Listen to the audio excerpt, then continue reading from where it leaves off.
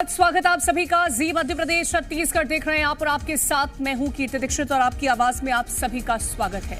राजस्थान में coaching centres की मनमानी के खिलाफ एक विधेयक विधानसभा में पेश हुआ।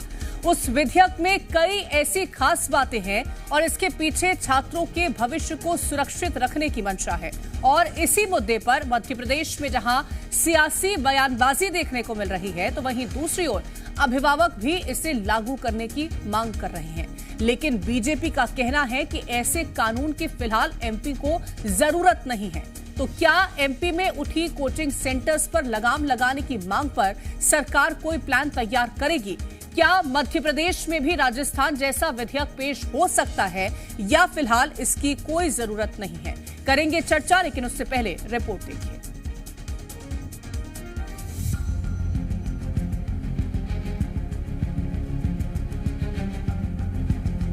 अक्सर ऐसा देखने को मिलता है कि कोचिंग सेंटर्स की मनमानी के कारणों बच्चों का भविष्य अधर में नजर आता है। कोचिंग सेंटर्स या तो रातों रात बंद हो जाते हैं या फिर कई महीनों की कक्षाओं पर ही अचानक रोक लग जाती है। इन सब से निजात पाने के लिए और कोचिंग सेंटर्स की नकेल कसने के लिए राजस्थान सरकार ने बड़ा फैसला किया है।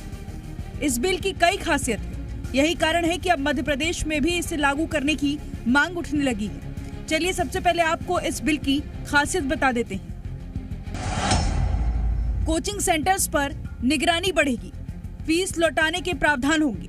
बिल में कोचिंग सेंटर्स पर निगरानी और नियंत्रण के कड़े प्रावधान होंगे। कोचिंग सेंटर्स मनमानी फीस नहीं वसूल पाएंगे। स्टूडेंट को तनाव मुक्त माहौल देना होगा। छात्रों की मेंटल हेल्थ को भी ध्यान में रखना होगा।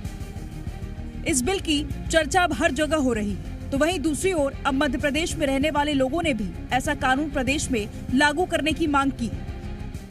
एक जो पेरेंट्स है उनके लिए बहुत बेस्ट चाहिए। तो मध्य प्रदेश में इसको 101% आना चाहिए।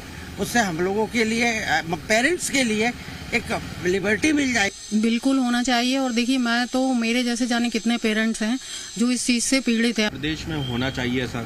जी बिल्कुल ऐसा होना चाहिए, क्योंकि क्या है, कुछ बच्चों को पता नहीं होता कि वो कौन सी कोचिंग जा रहे हैं, टीचर्स कैसे हैं, तो वो फीस भर देते हैं एक साथ में। फिर जब वो वापस देखते हैं उनको समझ नहीं आ रहा तो फिर उनको ऑप्शन रहता नहीं। होना चाहिए, मध्य प्रदेश में ऐसे कानून आने चाहिए, क्योंकि अब जो गरीब बच्चे हैं उनने अगर किसी कोचिंग पे भरोसा करके उनको पैसे दिए, फीस दी, और फिर कल को कोचिंग उनसे मुकर जाए उनको ना समझ आने पे कि हम आपकी फीस वापस नहीं कर सकते, तो उनका तो नुकसान हो जाएगा। एक तरफ अभिभावकों का ये बयान है तो वहीं दूसरी ओर अब मामले में सियासी बयानबाजी भी तेज हो गई है। प्रदेश के नेता प्रतिपक्ष ने इस कानून की सराहना करते हुए इसे एमपी में लागू करने की बात कही। दूसरी ओर बीजेपी का कहना है कि कोई भी नियम राज्य की जरूरत के अनुसार बनाए जाते हैं। देखिए, कोचिंग हो चाहे स्कूल हो, तो मैं समझता हूँ कि जब कोचिंग सेंटर से जब 18% वसूले जा रहे हैं सरकार से टैक्स, तो सरकार पढ़ाई पे भी टैक्स ले रही है।